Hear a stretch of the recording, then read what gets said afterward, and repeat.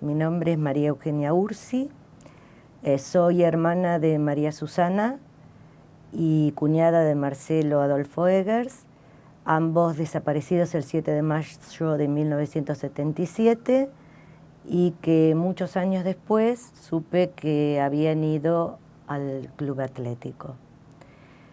Mi hermana era 4 años mayor que yo, así que fue quien inició la militancia en la familia.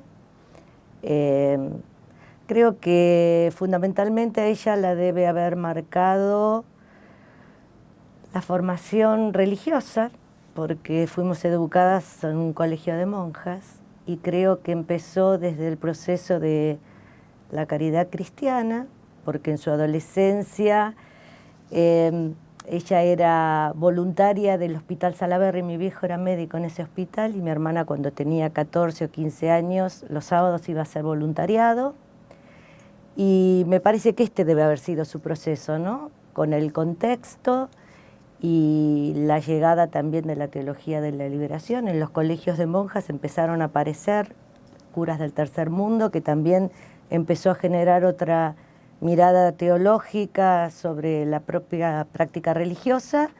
Y me parece el contexto, ¿no? Yo me acuerdo cuando mi hermana estaba, no sé si en cuarto o en quinto año, para un acto del colegio con sus compañeras, dramatizaron la canción de María Elena Walsh, Juguemos en el Mundo, y en realidad era una canción que uno cantaba porque eran los discos que estaban circulando, y siempre había una estrofa que a mí me quedó muy grabada de María Elena Walsh de esa canción que dice, me estoy poniendo la capelina y el delantal de caridad, primero invento pobres y enfermos, después regalo el hospital.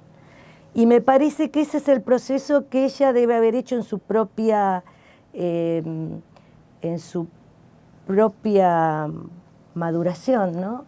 Esto de empezar a entender que el pasaje de lo que sería la caridad cristiana a la solidaridad y una mirada diferente hacia el otro, y supongo que también debe haber estado muy marcado, primero por el contexto, los amigos, estamos hablando del año, mi hermana terminó el secundario en el 72, así que todo el tema del acercamiento de la juventud hacia el peronismo. Después mi hermana fue a trabajar, hizo apoyo escolar, no sé si estaría en quinto año, quizás todavía, en Ciudad Oculta, iba los sábados.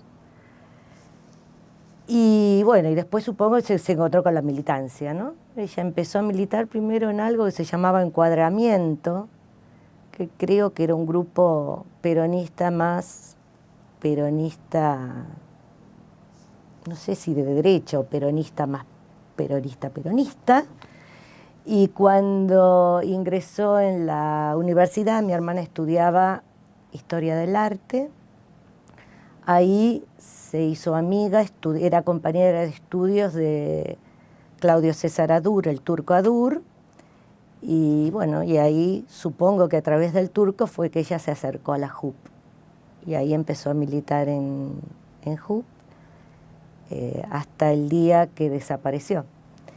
Militando, lo encontró, se conoció, en algún momento se encontraron con Marcelo. Marcelo era de psicología, mi hermana de historia del arte, y bueno, armaron pareja y se casaron en el 76.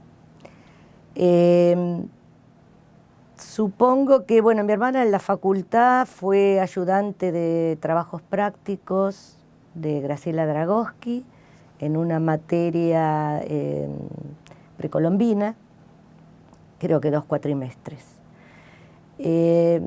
Pero ya cuando ella estaba, le faltaban rendir el final de 2 materias y cursar 4, cuando en realidad medio que abandonó la carrera, porque lo que se planteaba era que un historiador del arte no era indispensable para hacer una revolución.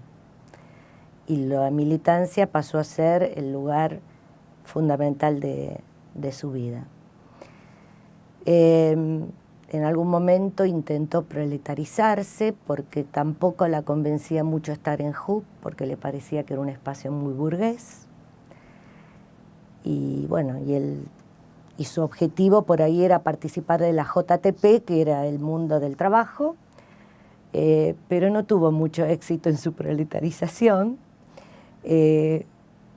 porque como ellos hacían una revista y trabajaban después del laburo, trabajaban de noche hasta tarde, cuando logró algún trabajo, que además esto de conseguir un trabajo en una fábrica era medio difícil, porque lo que ella decía era que su dificultad era llenar la planilla de búsqueda de trabajo, ¿no? Ponía que tenía estudios o no, ¿no? Porque también era sospechoso que alguien que está estudiando en la universidad vaya a buscar trabajo en una fábrica. Y también, bueno, otra de las limitaciones o también era la forma en que se expresaba, porque indudablemente no era sectores populares y tenía una forma de hablar que daba cuenta de una determinada formación. Pero bueno, en algún momento consiguió trabajo en una fábrica de camisas y tenía que planchar cuellos de camisa. Pero la segunda vez que llegó tarde la despidieron. Así que, bueno, su espacio, su etapa de proletarización fue corta. Trabajó también cuando terminó el secundario como maestra, trabajaba, no sé, en el fondo de La Matanza.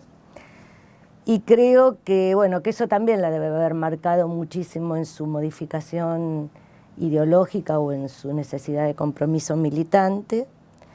Y mamá recordaba una anécdota que, bueno, hace un tiempo, ¿no? Cuando todavía tenía memoria mamá, que me decía que un día mi hermana llevó la cámara de fotos. Y mi vieja decía, ¿para qué vas a llevar la cámara de fotos? Y decía, porque le quiero sacar una foto a cada uno de mis alumnos, porque charlando con ellos no tienen ninguna foto. Y me parece que por lo menos que cada uno tenga una foto de su infancia, ¿no? Y esto, bueno, esto indicaba también la diferencia de dos sectores sociales, ¿no? Los que pertenecíamos a la clase media teníamos una cámara de fotos y podíamos registrar nuestra vida, y los chicos de los sectores populares no tenían ni fotografía, porque en esa época, bueno, no era tan difundido el tener una cámara de fotos en una familia, ¿no? ¿Y tu acercamiento a la política y tu formación, cómo fue? Mi acercamiento a la política indudablemente pasó a través de mi hermana. Mi hermana era la que militaba, mi hermana militaba en el peronismo, en la JUP. Yo entendía y respetaba a la clase trabajadora porque era peronista y reconocía la identidad peronista de los trabajadores en la Argentina, por lo cual me parecía la importancia del peronismo, pero yo personalmente no terminaba de cerrar con la figura de Perón. Yo tenía una cosa de rechazo hacia Perón. No Evita me parecía fantástica, pero Perón no me cerraba. De hecho, bueno, cuando mi hermana lo fue a buscar a Perón en el 72, yo no fui, pues en esa época ni militaba, además también yo era chica, ¿no? Mi hermana me llevaba 4 años. Que fue un drama el día que se fue bajo la lluvia el día anterior, fue un drama familiar, porque digo, dentro de la casa había un montón de discusiones políticas al respecto. Si bien mi viejo había tenido un acercamiento en su adolescencia hacia el socialismo y muchos de los amigos de mi papá eran militantes del PC, y mi viejo muchas veces él recibía el diario del PC durante una época, inclusive durante el peronismo, que el PC estaba proscripto, cosa que a mi mamá la ponía muy nerviosa esa situación. En mi casa siempre circuló mucho la política, y mi viejo, si bien nunca fue peronista, era antiperonista, nunca fue golpista. Por lo tanto, la revolución libertadora a mi papá nunca le sentó bien que hubiese militares dando golpes de Estado. Así que en mi casa se hablaba mucho mucho de política. Mi papá respetaba la figura de Eva. Bueno, ahora lo que voy a contar creo que tiene que ver con relación, lo mismo que me pasó a mí como a mi viejo, ¿no? Mi viejo siempre contaba que cuando murió Eva, a él le tocó cubrir el entierro de Eva haciendo guardias como médico. Y algo que lo impactó era ver que se venía gente desde el sur en un camión a la intemperie en pleno julio para despedirla a Eva. Y ahí en ese momento él se planteó que algo debería haber hecho Eva para que la gente se expusiese a ese viaje tan terrible y tan duro para verla, ¿no? Y a mí me pasó algo similar. Bueno, pero esto viene después. En realidad yo resolví que iba a militar el 1 de mayo del 74. Cuando vi que Perón, porque yo estaba viéndolo desde la tele en mi casa, el discurso de Perón y que empezó lo de los imberbes, y vi que en la plaza hubo un movimiento que se empezó a retirar todo lo que eran las columnas de la tendencia, yo dije, sí, yo ahí sí tengo que militar. Y entonces ahí fue cuando yo estaba estudiando teatro, yo empecé estudiando psicología, pero me agarró la intervención de Talagano, cerraron la facultad y yo ya estaba haciendo también teatro en la Escuela Municipal de Arte Dramático y bueno, cuando abrieron la facultad muchísimo después ya me coincidía con horarios que tenía de ensayos y ya psicología no volví, seguí solo con teatro. Y entonces ahí necesitaba, bueno, ¿dónde iba a militar? No estaba en la universidad. Y entonces mi hermana me hizo, a través de algún compañero que tenía de JUP, me hizo algún contacto con algún compañero que militaban en frentes de teatro y empecé a militar en un frente que primero se llamó JUTEP, Juventud de Teatro Peronista, y después se armó un frente que no solo era gente de teatro, sino que había algunos artistas plásticos, se abrió un frente más de artistas. Éramos muy pocos y estuvimos trabajando todo el verano, en el verano del 75, por ejemplo, para montar una obra para llevar a los barrios. Y cuando la tuvimos, trabajamos sobre un poema de Martí sobre el desalojo, y para poder trabajar con movimientos de inquilinatos, pero resulta que ya nadie podía entrar en los barrios porque las 3A estaban funcionando a full. Y terminamos mostrándolo a través de una compañera que estaba en el grupo, que su familia eran judíos militantes del PC en un par de clubes de la comunidad judía que era del PC, ¿no? Y ahí hicimos la muestra. Digo, y esto que a mí me pasó que, bueno, yo tenía una contradicción con Perón y yo no cantaba la marcha peronista, hasta el día que murió Perón. Y cuando estábamos todos encolumnados en la 9 de julio y que era un mundo de personas, realmente era conmovedor, era impresionante esa sensación, esa multitud, y por primera vez canté la marcha. Y después la canté muchísimas veces a lo largo de esos 2 días, porque la JUP montó un operativo en todo el complejo medicina, odontología, toda esa manzana, se abrieron las facultades por dentro y se montó un operativo para atender a la gente que venía de las provincias. Y me acuerdo que, bueno, que fui con una compañera que ni conocía, que tenía un auto y yo la acompañé, fuimos al Ejército de Salvación a pedir colchones y se armaron ahí en las aulas lugares donde la gente dormía y estuve trabajando en la cocina. Lavé ollas a lo pavote, esas ollas enormes que se hacían grandes guisos, y cada vez que venía un contingente a comer, salíamos todos de la cocina y junto con la gente se cantaba la marcha. Y realmente es la primera vez que pude cantar la marcha bien y con ganas. Y bueno, y cuando ya estábamos en el 75, fines del 75, nuestro grupo, bueno, ya no podíamos hacer reuniones, discutíamos, sí, documentos.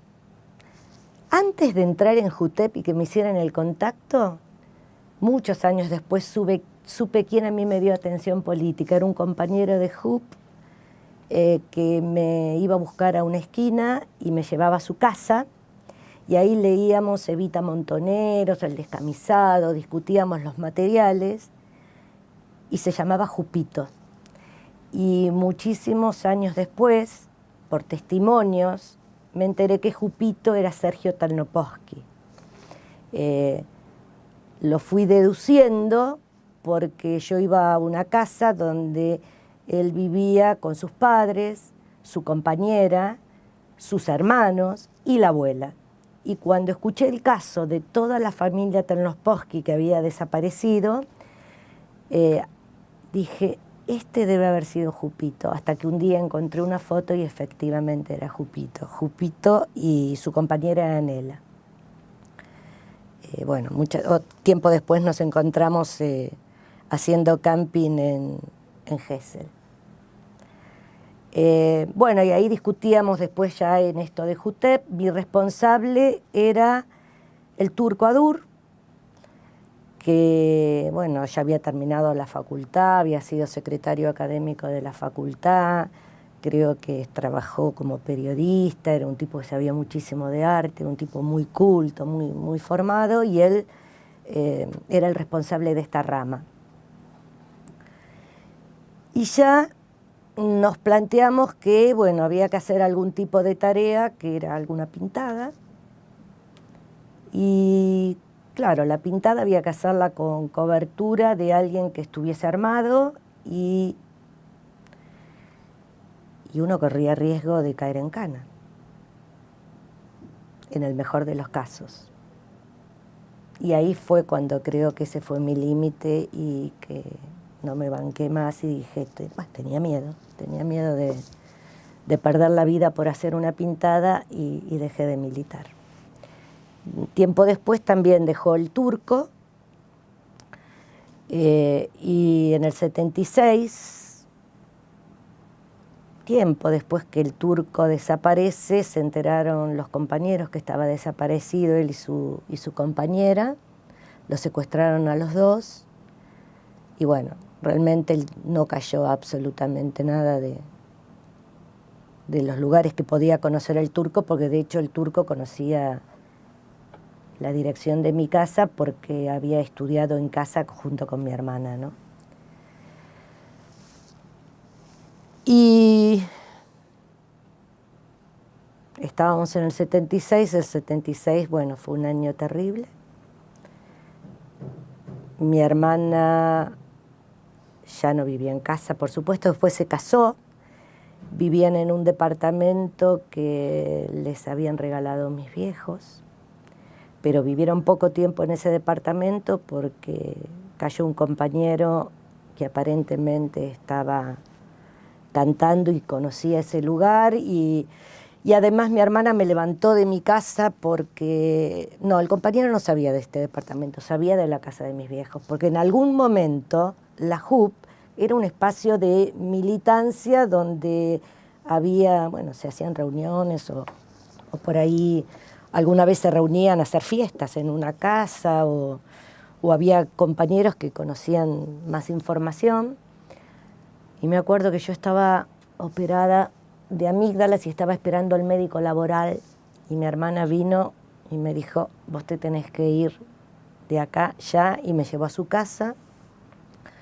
Y en ese momento, en el departamento de mi hermana, yo tuve que dormir con ellos en la cama grande, porque en el living que tenía, que había un diván, dormía otra pareja.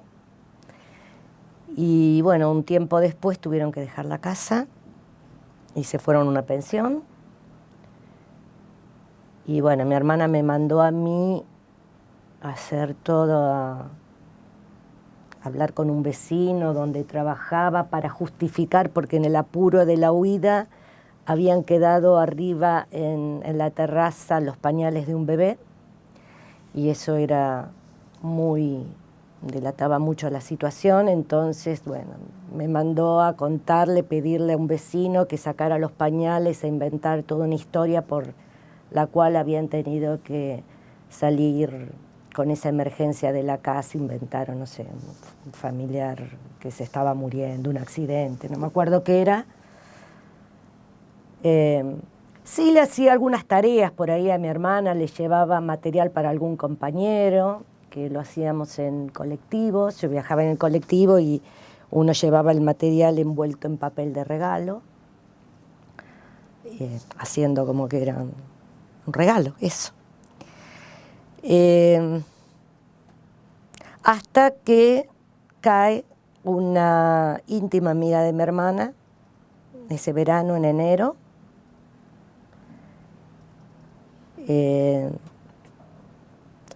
Y bueno, no se sabía de ella, fuimos con mis viejos a la casa de los tíos a averiguar qué se sabía. Mi hermana quería, yo ya estaba haciendo teatro, y como Bocha, bueno, conocía, había sido compañera del secundario de mi hermana, así que amiga de muchos años, estudiaron juntas, conocía Vida y Milagro de toda la familia. Mi hermana quería que yo no me presente al teatro, con lo cual era imposible.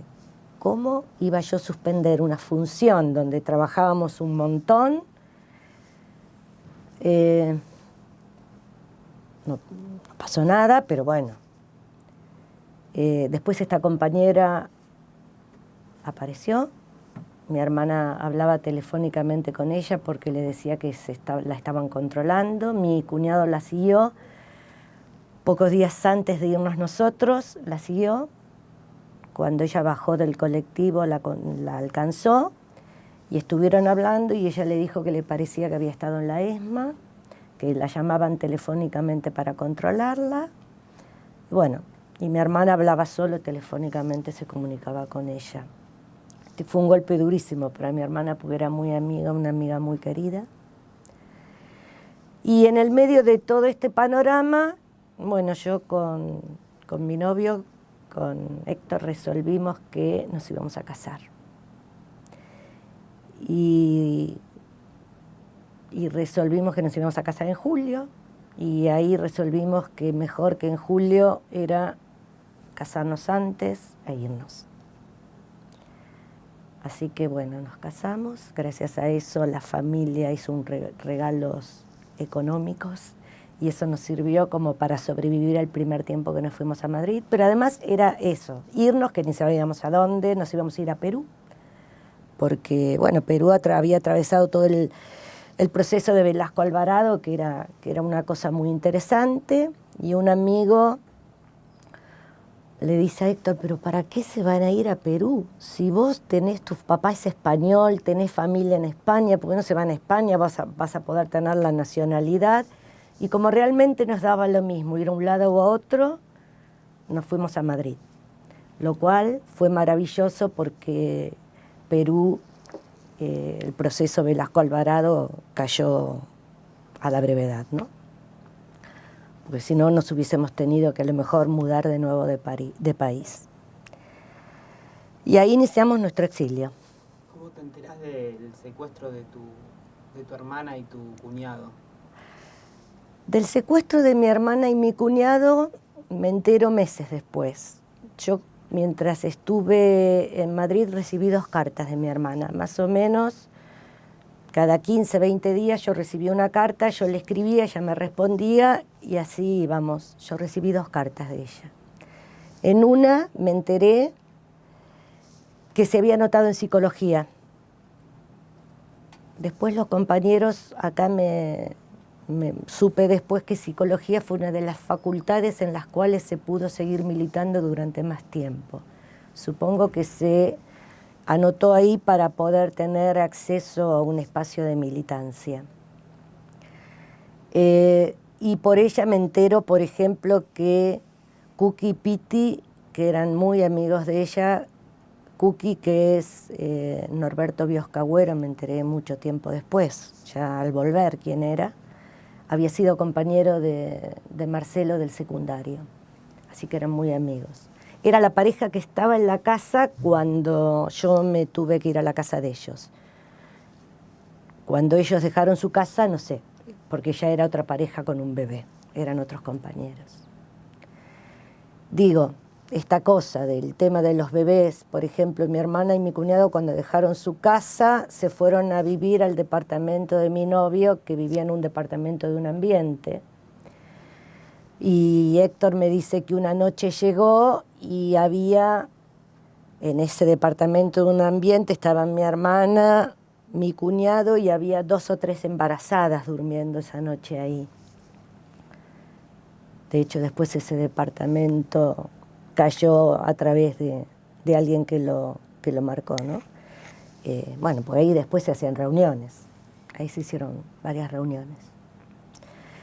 Y cuando yo llego a Madrid me escribía y les mando una carta que mi hermana no me respondía y empecé a inquietarme que no recibía respuesta y le escribía a mis viejos diciéndole qué pasaba, que Susana no me respondía y ellos no me decían nada. Y ellos desaparecieron el 7 de mayo. Yo recibí una carta que supongo que habrá sido en agosto, donde mis padres metafóricamente me decían que mi hermana había desaparecido, ¿no? Porque también había mucho miedo en lo que uno escribía en las cartas. Yo ya suponía que podía haber pasado algo porque ese silencio era muy, muy extraño, ¿no? Yo ya en ese momento, por esa época, será que en Madrid un amigo de Argentina nos manda un contacto para hacer contacto en Madrid con Héctor Alterio, porque como nosotros éramos actores, y nosotros, nos mandó una dirección que habíamos escrito una carta en la cual ya Héctor y Tita no vivían ahí, pero la que iba periódicamente a buscar correspondencia a ese lugar es Norma Bacaicoa, que es hermana de Tita, la esposa de Héctor Alterio, iba a buscar correspondencia y entonces Norma Bacaicoa se contacta con nosotros y nos invita a la casa. Y y ahí nos ofrece, nos cuenta, Norma mucho no estaba trabajando tampoco, era una actriz maravillosa que habrá muerto ahora 2 años, una actriz maravillosa. Ella había estado en la lista de la JTP de actores. Y Norma, nos hace contacto, nos dice que Norman Brisky estaba organizando un grupo de teatro a partir del COSPA, que era del Comité de Solidaridad con el Pueblo Argentino. Entonces ahí nos contactamos con Norman y un grupo, nosotros, María Eugenia Ciocchini, que es la hermana de María Clara Ciocchini, de La Noche de las Lápices, que también era actriz, había terminado la carrera en Bahía Blanca, y otros compañeros, porque empezamos a armar un grupo de teatro con la idea de hacer una especie de grupo del estilo Octubre, y se armó un grupo con actores y no actores, porque la concepción era la de Octubre, y lo empezó a dirigir Norman. Y ahí armamos el grupo de teatro popular Pacurondo y empezamos a trabajar, debutamos haciendo La Realidad Argentina, sketch sobre el tema de los exilados y el problema de la desconfianza. Después trabajamos para un 24 de marzo, hicimos así como un debut para los pueblos de España, lo que hubo que aprender de los pueblos de España, porque era la época después del resurgimiento de todos los regionalismos en España, que fue el primer acto que hicimos en un acto del PSOE, y ahí hicimos un sketch sobre unos magos que terminaban desapareciendo gente, y que ya anunciaba cómo se iba a usar el Mundial como maniobra distractiva para tapar todo lo que estaba sucediendo en el país. Y después nos pusimos a preparar ya una obra concretamente sobre el Mundial, ¿no? Que la hicimos. Norman estuvo hasta que estrenamos. Después Norman se fue a vivir a los Estados Unidos y la obra, la última función, la hicimos el último día que se jugó el partido Argentina-Holanda y que estábamos en Salamanca. Habíamos ido a hacer una función a través de unos curas.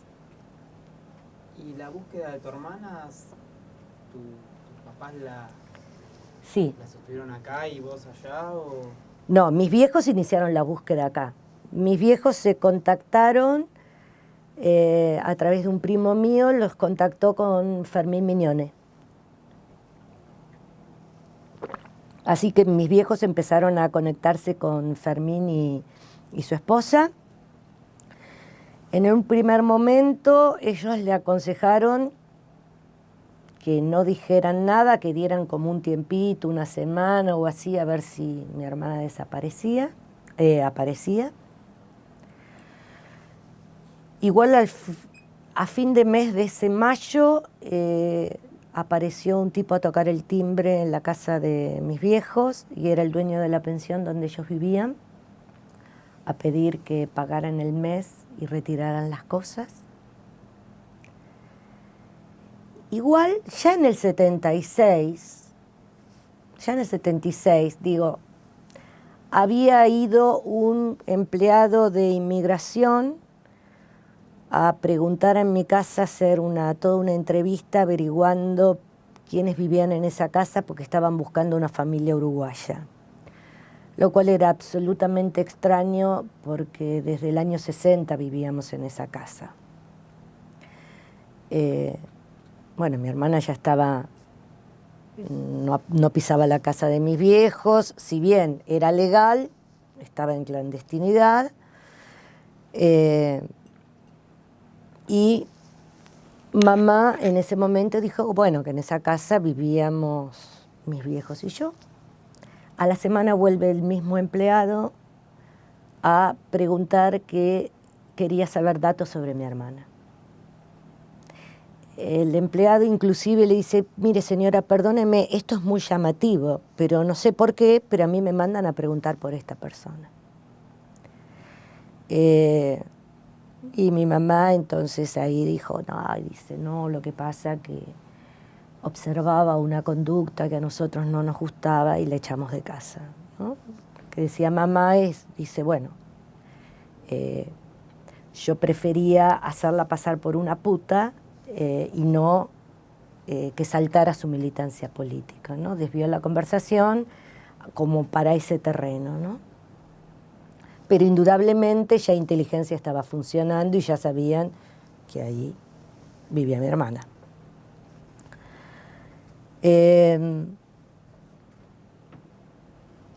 Bueno, mis viejos entonces después hicieron sí habeas corpus, se reunían con Mignone. Cuando vinieron la Comisión Interamericana, el CID, fueron a hacer la denuncia, que siempre cuentan que bueno, los familiares se avisaban de no tomar café porque estaban vendiendo café que era vomitivo, que producía descomposturas. Fue cuando, ¿cómo se llamaba el comentarista tan famoso de fútbol? Hizo desviar, porque se ganó ese día, se había ganado el juvenil de fútbol, a que la gente, el Gordo Muñoz,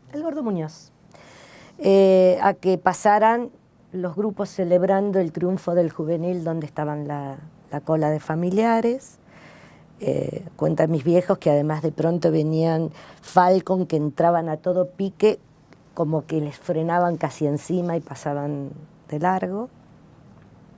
Bueno, y esa fue la primera denuncia que hicieron mis viejos y después, por supuesto, hicieron la de la CONADEP ya con la democracia. Después mi viejo le hicieron un contacto y fue a verlo a Alfonsín.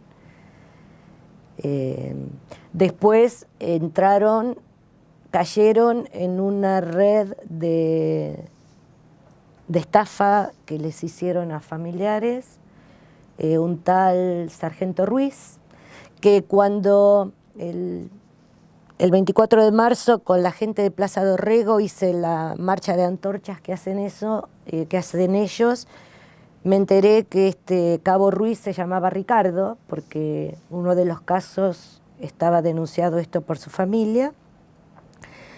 Y mamá, la primera vez que fue, tuvo que ir al comando de Palermo a entrevistarse con este cabo Ruiz. Y mamá dice que, bueno, que había un mayor caminando por ahí, con lo cual esta red de sobornos y de expoliación económica de los familiares, indudablemente era armada por las Fuerzas Armadas, ¿no? Por el ejército. Y después, bueno, le dijo que sí, que sabían, que estaba en una lista. Mi mamá trataba de ver el papel que el tipo indicaba por el otro lado. Y después los citaron a almorzar en un restaurante, a mi mamá y a mi papá, donde tuvieron que llevar el dinero y pasarlo por debajo de la mesa. Y el cabo Ruiz se fue con la esposa, así que también le tuvieron que pagar la comida a la esposa. Y ahí había que darle alguna contraseña de alguna clave para que mi hermana pudiera decir, bueno, mi mamá la pregunta hacia mi hermana era cómo me decía a mí cuando yo era chiquita, cuál era el sobrenombre que mi hermana me había puesto, y para mi cuñado, cómo la llamaban familiarmente a su abuela. Nunca más supieron del cabo Ruiz. Y el valor que les quitaron en ese momento sería el valor de lo que era un departamento de un ambiente en ese momento. Y ahí cayó una gran cantidad de familiares que después, con la democracia, se plantearon hacer la denuncia, pero en ese momento abogados les aconsejaron no hacerlas porque podían terminar yendo ellos presos por intento de soborno. Entonces, bueno. ¿Y cuál es la información que pudiste recabar en el transcurso de estos años del secuestro de tu hermana y tu cuñado y del lugar de detención y su...? De ellos no supimos nada durante muchísimos años. Lo único que sabíamos, que mi hermana el viernes 6 de mayo llamó a la casa de mi abuela y le dijo que el domingo iba a ir a la casa de ella y que iba a preparar una torta. Así que la familia se trasladó a esperarlos, que mi hermana iba a ir y no apareció. Así que bueno, se supo que desaparecieron el sábado 7 cuando apareció el de la pensión, a fin de mes, a fines de mayo, principios de junio, porque dijo que cuando ellos fueron, que desde el sábado ese no sabían nada de ellos, y cuando fueron habían platos sobre la mesa, como que habían almorzado y se habían ido rápido. Pero sí se sabía que no habían sido secuestrados de ahí, o por lo menos, bueno, que eso no lo decía el de la pensión. Así que habían desaparecido en la vía pública. Mi papá murió en el 94. Mi viejo le había pedido al dentista de la familia una ficha odontológica de mi hermana para llevarla al equipo de antropología forense. Paso que indudablemente yo no podía hacer. Mi papá pidió la ficha, pues yo le pedí que la pida, pero nadie hacía esa gestión, ¿no? Quizás porque también hacer esa gestión es corroborar o afirmar la certeza de muerte, ¿no? Porque aunque uno supiese que no iban a volver, el tema de la fantasía, de la posibilidad de un retorno, siempre estaba, aunque sea por negación de la realidad, ¿no? Y en el 96, cuando iban a ser los 20 años del golpe, dije, bueno, sí, no, yo voy a ir.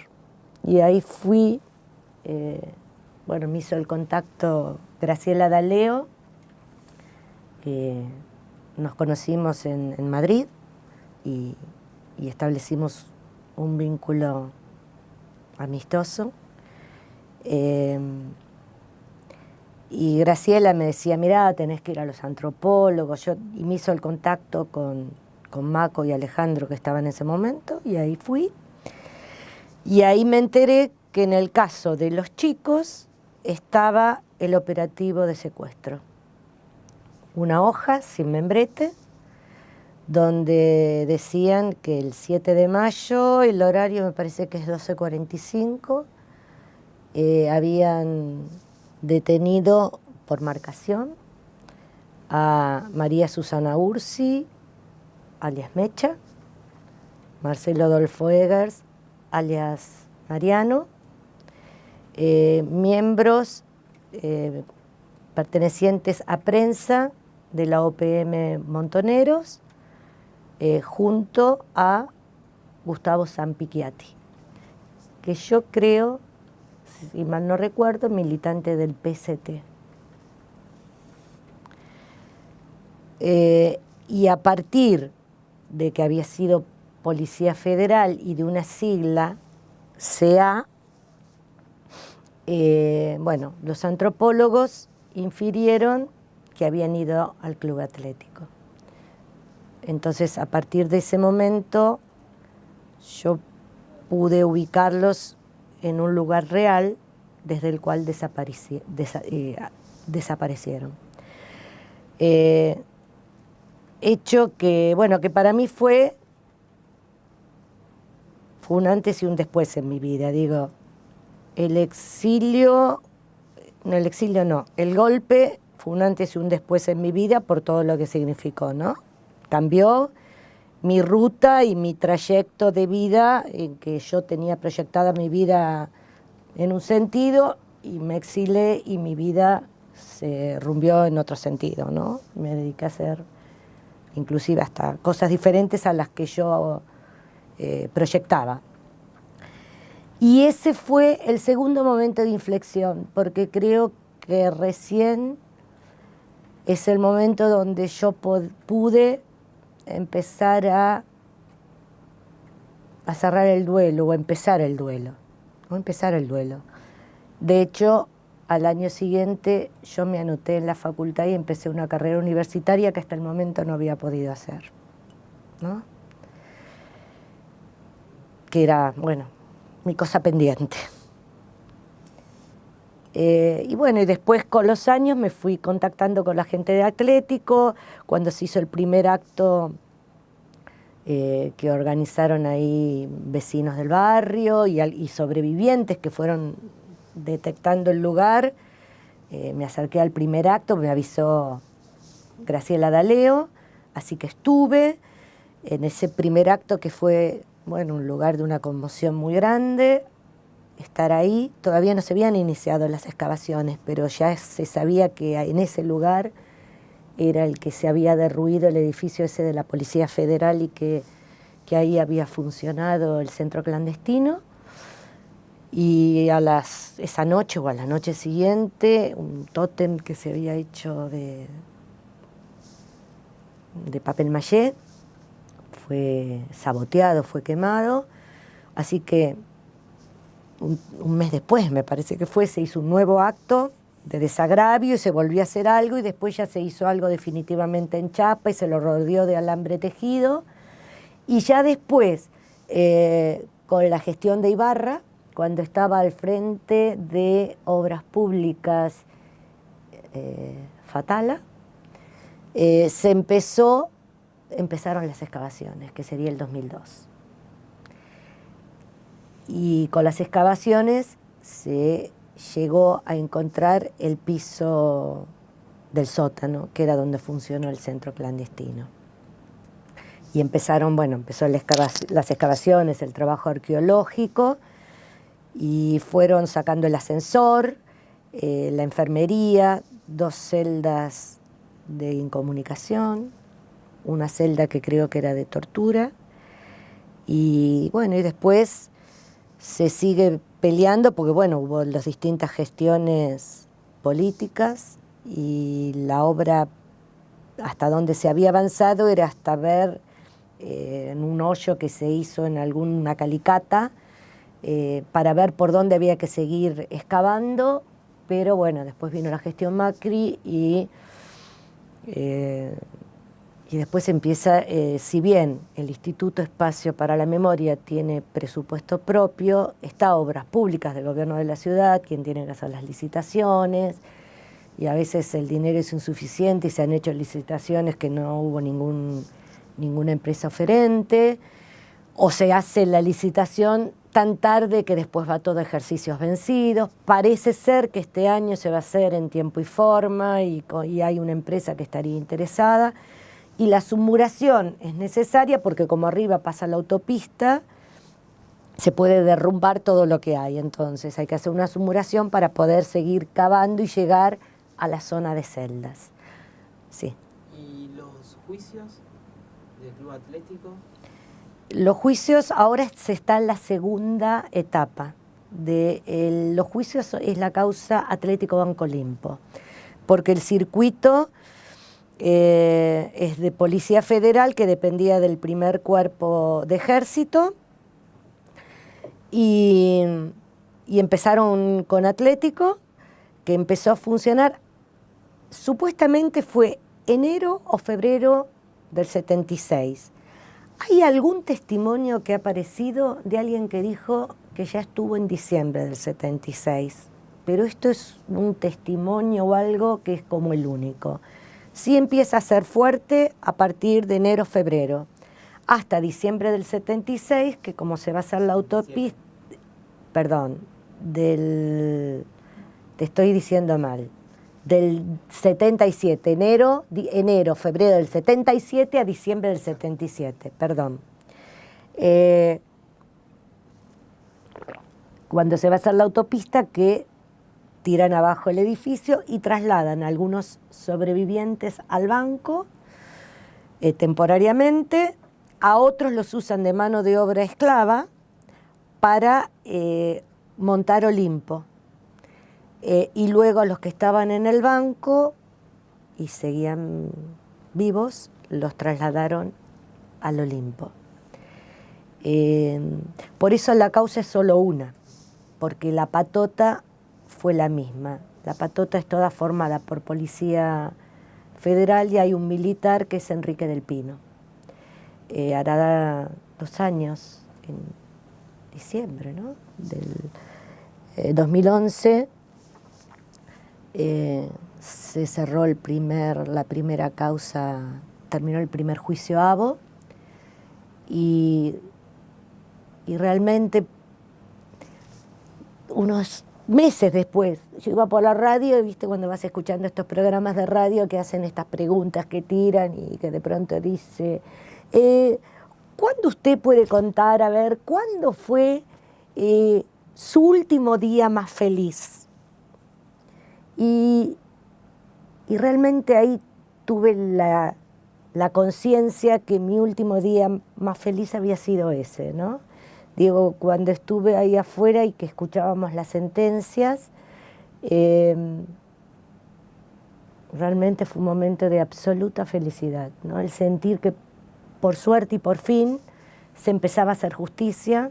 Si bien hubo 2 que fueron sobreseídos, pero no fueron liberados porque formaban parte del segundo juicio ABO, con lo cual también indica que tuvieron la suerte de tener juicios justos, porque si no habían pruebas contundentes, quedaban en libertad o no quedaban, bueno, estaban adentro, pero porque estaban en otro proceso, ¿no? Pero realmente fue un momento de decir, bueno, al fin, hora era.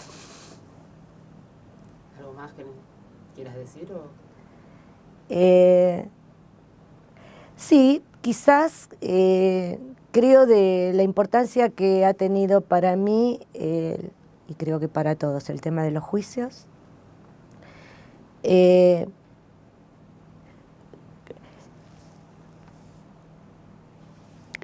Para mí y para las generaciones futuras, ¿no? Yo creo que bueno, que estén los juicios es poderles dejar un mejor mundo a nuestras futuras generaciones. Yo además de mamá ahora ya soy abuela, así que eso me da una tranquilidad muy grande. Siento que lo que uno luchó hizo durante tantos años, que hubo momentos que uno sentía que luchaba contra molinos de viento, que uno cantó distintas consignas a lo largo de estos años, como cuando en las primeras consignas de los organismos de derechos humanos en las marchas del 24 era con vida los llevaron, con vida los queremos, y para mí cantarla era un puñal porque sabía que era imposible, pero quizás era la consigna correcta para cantar. Creo que hubo un punto de inflexión en los organismos de derechos humanos, que fue la aparición de hijos, que vinieron a generar la política de escraches, que crearon la política de escraches, que empezaron a buscar justicia, señalando, denunciando y sin caer jamás en la venganza, como ya no lo habían hecho los padres o las madres, pero avanzaron un paso más, lo que creo que también posibilitó esto, que los hijos tomaran la bandera de sus padres, posibilitó que a su vez las madres empezaron a reivindicar la militancia de sus hijos, porque en un primer momento era mi hijo no tenía nada que ver, mi hijo estaría en alguna lista, digo, mis viejos mismos, no a todos los familiares les dijeron que mi hermana militaba, no sabían, ay, qué, cómo. Y esto me parece que fue, y bueno, la llegada de Néstor Kirchner, la derogación de las leyes, el inicio de los juicios, terminó de reivindicar la figura del sobreviviente, ¿no? Porque los sobrevivientes también fueron muy estigmatizados muchas veces desde algunos sectores de familiares que los miraban con mucha desconfianza. Y si no hubiese sido por ellos, los juicios no se hubiesen podido hacer, por lo que es la normativa de la ley argentina, que hace falta pruebas, testimonios y determinadas cosas. Así que creo que volvió a poner al sobreviviente en un lugar de sujeto necesario e indispensable para esta etapa, y creo que ellos, que toda la vida sintieron que vivían para dar testimonio, encontraron su razón de ser. Y otra de las cosas, ahora que dije bandera de lucha, mi última conversación con mi hermana, o una de las últimas, cuando Héctor y yo les dijimos que nos íbamos, mi hermana y Marcelo, que nos encontramos en un bar, nos dijeron que ellos no se iban a ir porque querían correr la misma suerte del pueblo argentino, porque no querían gozar con los beneficios de tener padres de un sector económico que les pudiesen pagar un pasaje, porque había mucha gente, muchos trabajadores que no contaban con esa posibilidad, y que se iban a quedar a luchar contra la dictadura, y que si tenían que ser bandera de lucha, lo iban a hacer. Durante muchos años, o por momentos, yo sentí la inutilidad de esta decisión, ¿no? Y que creo que a partir de los juicios, creo que realmente pudieron ser bandera de lucha. Así que, de alguna manera, todo se resignificó.